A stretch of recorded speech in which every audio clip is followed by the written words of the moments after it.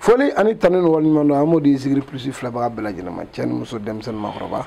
malikono ani malikoga ka fo belajila bismillah ga jamuga mandiga bebe ka ciwla ki siya jamuga kelem gono no trobu kene mi adam ne li nala sono professeur assalamu alaikum wa alaikum salam rahmatullahi ta'ala wa barakatuh ya skliya nga trobu kene jamuga na bi fuldi jembe ma alhamdulillah silam bi fo loki walmando jarano o ko fambe sigri plus promoteur fo o ko fambe lajali kalan belajalen fo o ko fa ante 50 nyina sangale wati be nando na trobu kono professeur bi fuli ta kanye si beledugo sabula ni ame jonu kuna di iko sababu nyuma ko be beledugo bamono fu beledugo bamono ku ni ko o ko fa ko ambi mali dozo befu ma ma tege be la turu sultan woro la kanga fuli ba be ka damne beledugo kata jitunu kata mande kata baningo kamba dozo befu o ko fa ko o balmake do anu denge anu ka kalande no professeur Magan Sisi o ku yefitini mo njira na trabula kamna anse ko na ndongo fo mawyi ala sona inshallah professeur belajele o foli kan lamine yanga bi bawbina bolim o de siritikala na nyi trabu de flarita amina barukoka nu ani sigi musa professeur alhamdulillah sila jaranye idama gara femu na no esiriye siri folo akanga ma be kanga siri franya nyini folo siri yemi siri arabu we siri de wile ko akadu ni siri yara jatemine siri ti do wera yo siri ye femu bi do adama deni ga nyini fenche femu bi se ka do mana ka soroche walma femu bi se ka adama de yere salia iga avancement walma ka nyeta nyana ma ko ka ato iti se ka tanye abfo do no ko siri akamena fo do rete akona fo ni bozo ye job la jila ka jege mine nayi donc jege ka nga bofon soro ati soko soro tanga be jokon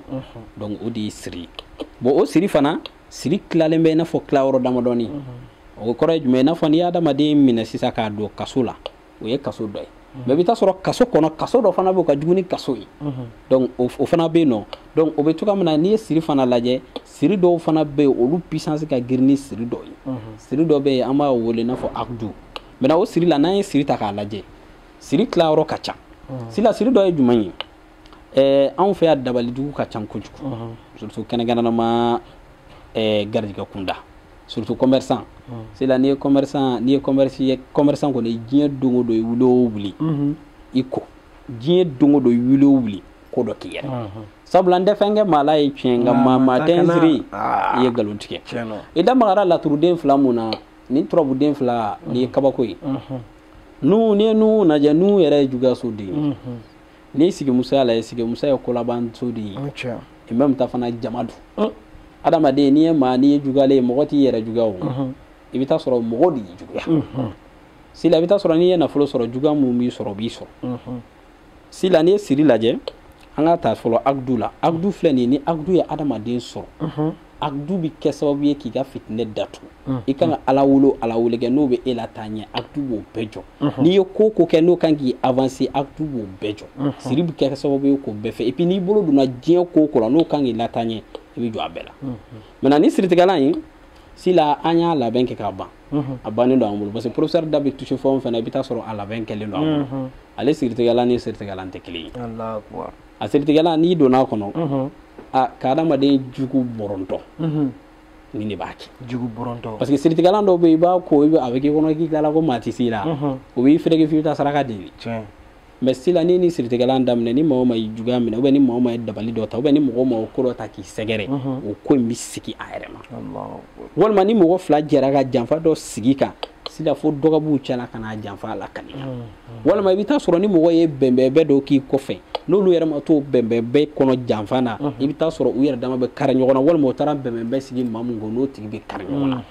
sigi musa ni nu ni bake sera ni barato ko qualité ba mbulo asafina bi asafina mumbe niya asafina di mo ma niya ku hali ti wa ko lila jugu folo be ko do yesu ko la fa Allah ko ikili ni dona konna a bɛɛ ka fisa i ni maa ka kɛ du kelen kɔnɔ walima i ni maa dɔ ka kɛ ko e sina yɛrɛ de ye nin walima ni yɛrɛ ko ɲɛ tɛ fɛ ka da karisa kan ayisira ne b'a ɲini fɛ i ka ko yɛrɛ i ka to ka yaala o yɛrɛ ɲɛ k'i ye a y'o don n'a ma tile bi a fari fagalen don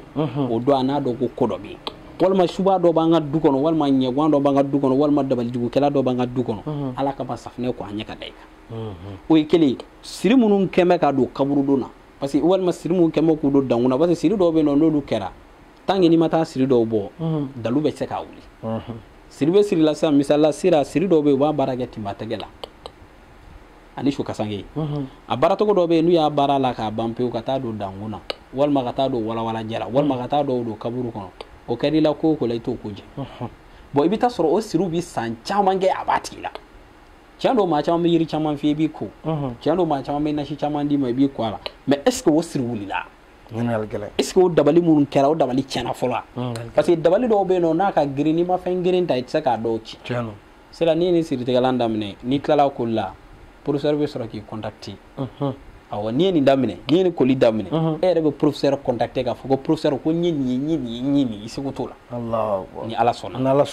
Mali kɔnɔ ani Mali kɔ kan bamananw ko ten n bɛ se nin na a tɛ kuma caman bɔ i b'a kɛ maaw b'a ye de mɔgɔ mɔgɔ bɛ k'i fɛ ka dɔ sɔrɔ nin siritigɛla kofɔlen na min labɛnna professeur ma sen fɛ n'o ye Nunkɔrɔ ani Sɛgɛn Musa a siritigɛla ye e fɛ ka dɔ sɔrɔ a la n balimakɛ n balimamuso i kɛra diɲɛ yɔrɔ o yɔrɔ ne nɛgɛjuru sira min bɛ ka boli ja kɔrɔ n'i y'o kɔngɔ i ni professeur bɛ ɲɔgɔn sɔrɔ n'ala sɔnna minnu ye Mali kɔ kan aw dan ye ka indicatif kɛ fɔlɔ 00223 77 18